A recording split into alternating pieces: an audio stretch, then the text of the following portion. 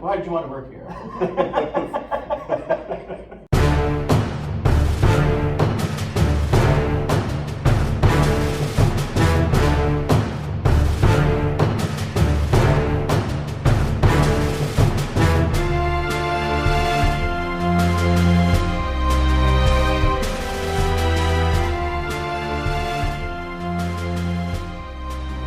Welcome to a special episode of Dr. Omnibus. I am Dr. Omnibus, and with me today is Jason Knight-Nellis, owner of Circle City Comics, and he agreed to let me ask him a few questions. Only a few. Can you tell me a little bit about your shop? Yeah, our shop is in Indianapolis, Indiana. We have been open for 6 months now. We designed the shop to look a little bit different from a standard comic shop. It looks more modern. A lot of people have come in and they just look at us and they're like, oh, you watched The Big Bang Theory. We've got a seating area. We do things differently. We bag and board every issue when it comes out. We have new releases in the set area.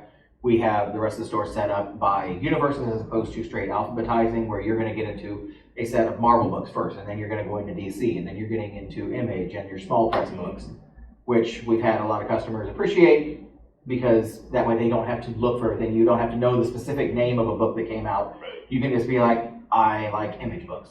So where's your Image section? And then they're actually impressed because we have the largest selection of independent and small press books out of any shop in the city. Mostly because that's what I read, so that's what I also carry. We also carry, the big two because I need money. And but I mean, I think we've got a nice different setup.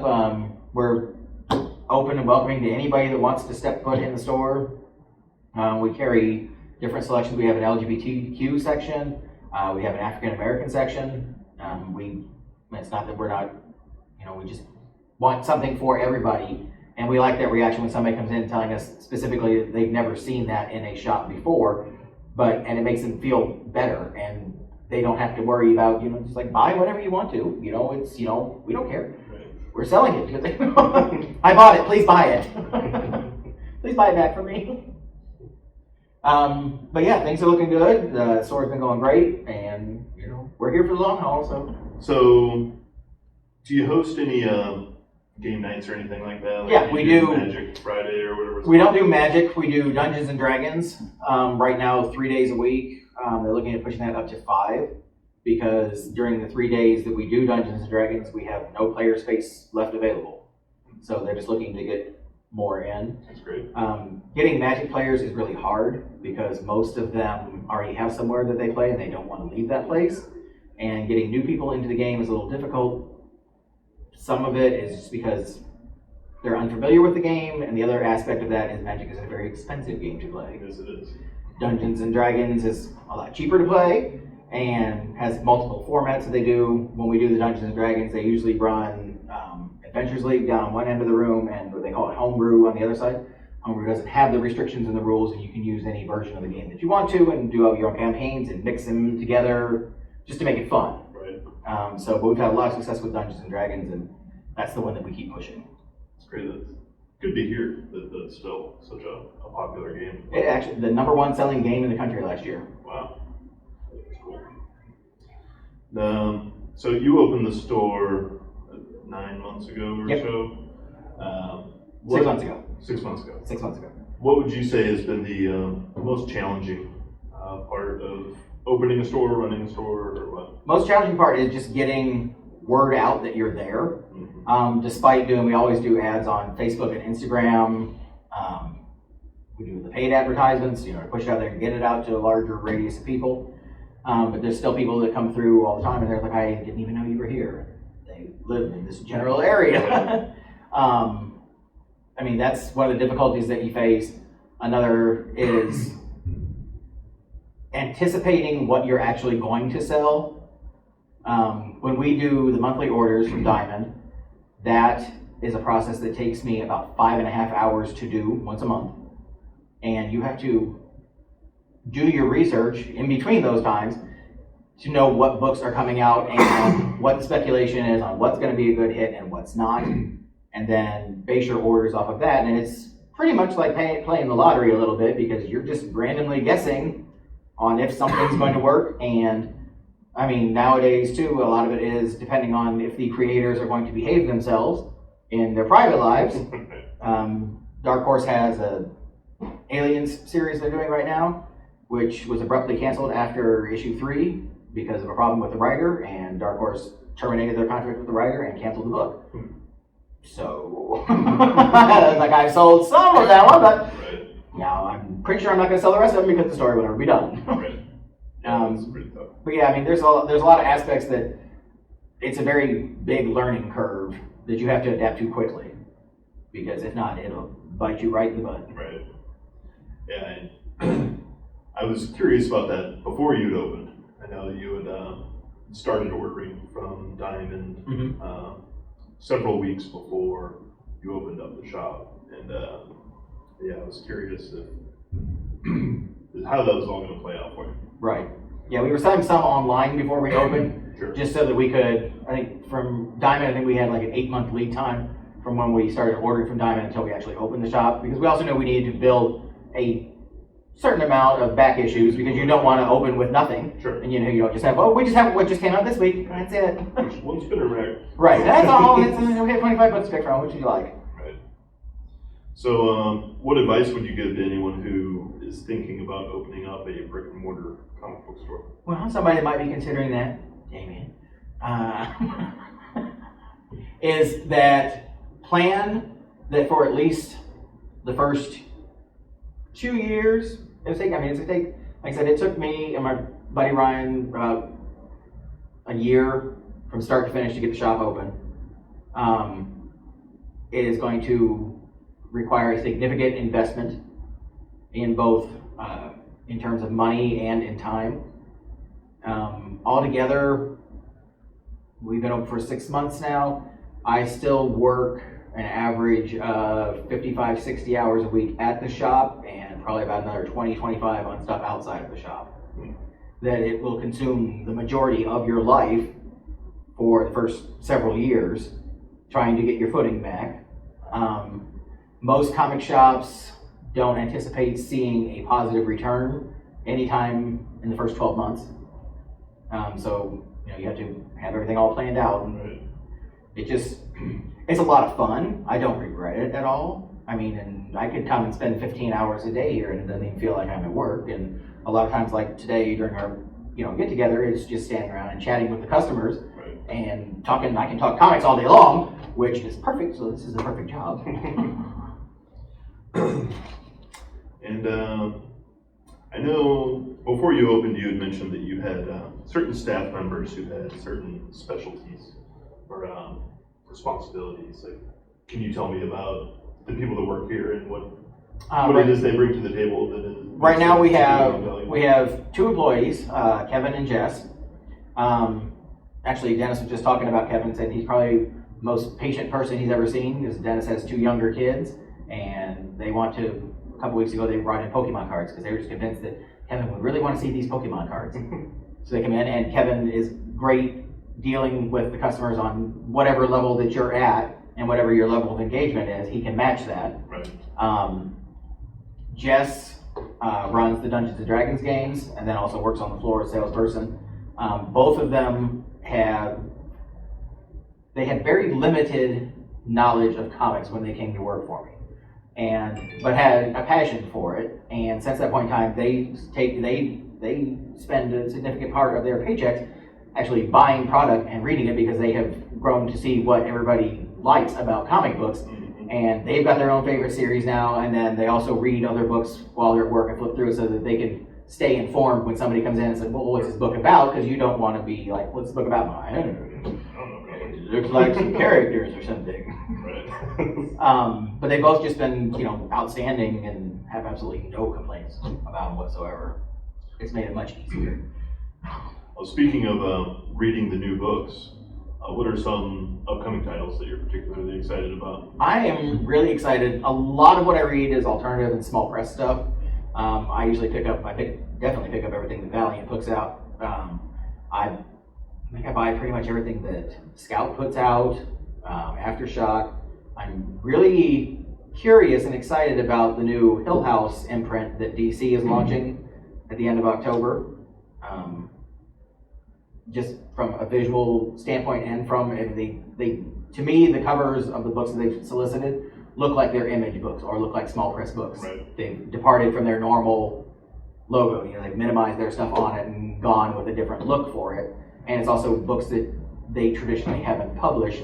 So what has been one of the most rewarding experiences that you've had as a comic book store owner in the past 6 months? I think just connecting with all the people that come in and stuff. Despite how I may appear online, I'm not really a people person. I don't talk to people I don't know generally. Mm-hmm. If I'm out anywhere, if I'm at anything and I don't know you, I'm not going to come up and start up a conversation. But anybody that comes, I found myself being more able to do that, and especially when people come into the shop because we're just talking comics, which is something we know that we have in common. And I mean, it's just been great, finding more people and talking about little niches and stuff, and especially when you find that, somebody that likes the small stuff that you do or the unique stuff, and then it's like, so you actually know what I'm talking about when I ask you a question. I'm like, absolutely. But yeah, I mean, this has been the most stress-free job that I've ever done. And yeah, it's just fun. That's surprising to hear. Yeah, I mean, it's got its challenges, and trust me, there are stressful days. And there are especially stressful days when it's the beginning of the month and oh look, rent's got autographed. Oh, and that was a big delivery from Diamond the same week. But I mean, overall, this has it's been a blast. And if you could change one thing about the comic book industry, what would you change? I would, personally, and a lot of people, I've seen some debates on this. I think that having ongoing series, it would not be a bad thing to stop all the ongoing series. You can run, especially when they do so many crossover events or tie-in issues. Marvel is notorious for this, along with having excessive amounts of variant covers, which makes it very difficult on a shop trying to order some, because I'm only going to order a certain amount of books, and how do I know which covers are the ones that people are going to want? Right. Out of that. And I mean, especially you get things done, and then then there's this one person that works for Image that puts out a lot of covers for issues 300 and 301. It's a little difficult because we have customers that want some of those covers. I had some customers that wanted all of Spawn 300. They're like, I want every single cover. Mm-hmm. And we even told them up front, it's an $8 book. And they're like, oh, it's fine, I'll take each cover. How many are they doing? They're doing 15 covers. And, That's $120. Right, it's like, oh, well, that just added up really quick. I'm used to Spawn being a $2.99, and they're $3, so it's like a little bit. But as far as for the ongoing series, a lot of smaller presses do this now when they have a set storyline, and it's going to be issues 1 through 5 or 1 through 6, sometimes even a 12-issue series. And then when that is done, the next story arc is a new series. It would be nothing to do, Avengers, whatever you want to call it, and have that be the storyline, and you can use whatever characters, whatever crossovers you want to in that series, as opposing to have it cross across 32 different titles. So you kind of want each story to have its own continuity. Yes. And no longer have this expansive universe. They can have the expansive. I think they can have the expansive universe and the shared universe, but not the where if you're going to get the one I found recently that was horrible with this was when Marvel just did the War of Realms. The War of Realms was a 6-issue miniseries. If you take into account all of the covers, each book had 6 to 8 variant covers. And there were 72, I think. It may or may not be right, but somewhere in that area. Tie-in issues along with 4 additional miniseries to basically make Thor the king of Asgard. It was a ridiculous amount, and it's a burden on the stores because we have to carry that much product. And you're gonna have some people who want the entire story, but then there's other people who I just want the main series. and I don't care about all these tiny things because the main series is going to give me the majority of the story that I need. And that when it gets that big and that massive of an event, it gets problematic. That's what pushed me into buying Omnibus. Yeah. You know, I can get, like, you can put all that into Omnibus. Yeah.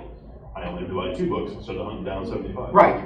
And they'll be in the right reading order. Right. And and probably, and cheaper than what it would be to buy all these things individually. It just gets it's great that they're doing so well, but you kind of want to tone it down a little bit. That's something that I was actually impressed with them redoing the X-Men universe. Now, granted, Powers and House of X both had like 6, 7 variant covers per one, and of course all the number ones are going to have a slew of variant covers with them. But after that, every issue that they've pre-solicited from 2 forward has the main cover and then has 1 ratio variant, and that's it. Because Hickman doesn't want to oversaturate. He knows what a mess it has been, and he's actually trying to simplify it as many avenues as he can, which I think that will help. Yeah. It's like, not every issue needs a variant cover. You don't need, especially when the variant covers don't make any sense. It has absolutely nothing to do with the story. Right. They were doing a Spider-Man's villain one a few months ago. Right, here's Savage Sword of Conan with Spider-Man on it.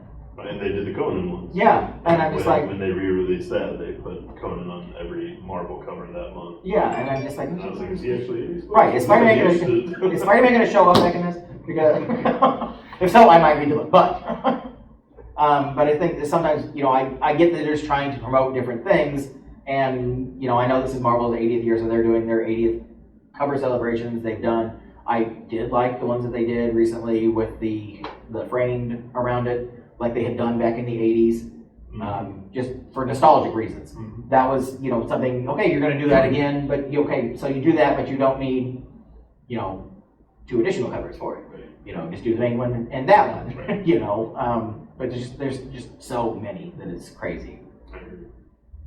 Even, what was it, Iron Man, Tony Stark Iron Man when it came out, had 25 standard issues, or covers, for the first issue, with just the exact same background picture and then a different set of armor. And I'm like, that's a lot of money to spend. Yeah. Well, thanks for hosting us today. You're welcome. At Circle City Comics for the 2019 Fall Biffa Meetup. And that's all the questions I've got for you. So thanks. You're welcome. Thanks for coming. And everybody can come anytime. We're open 7 days a week. For all of your shopping needs and available online.